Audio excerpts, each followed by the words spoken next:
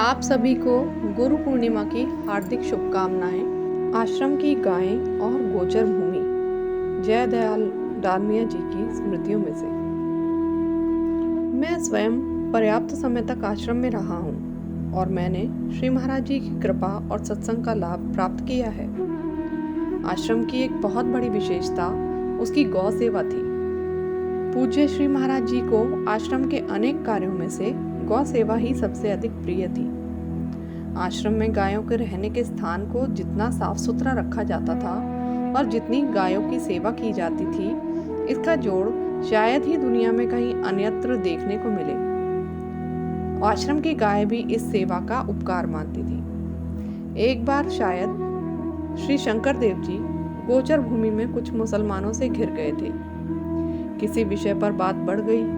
कभी कभी कुछ शिकार के प्रेमी गोचर भूमि में हिरन का शिकार करने आ जाते थे, पर आश्रम की भूमि में शिकार करना वर्जित था। इस कारण कभी कभी ऐसी स्थिति का निर्माण हो जाया करता था। अब शंकर जी अकेले थे, गाय चर रही थी। उनको अकेले अनेक शत्रुओं से घिरा हुआ देखकर गाय दौड़ी चली आई और उन्होंने मुसलमानों को ऐसा खदेड़ा कि फिर कभी उन्हें इधर आने का नाम ना लिया। गाय अपने सेवकों के संकेतों को बहुत अच्छी तरह समझती थी।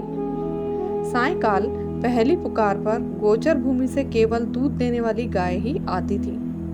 उनका दूध दुह लेने पर जब दूसरी पुकार लगाई जाती थी तो अन्य सारी गाय भी आ जाती थी।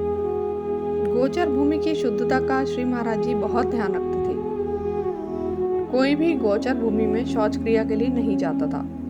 इस प्रकार की पवित्र गोचर भूमि का शुद्ध जल ही आश्रम के तालाब से आता था।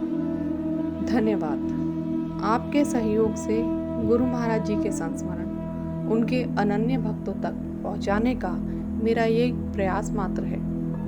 ओम गुरु जी।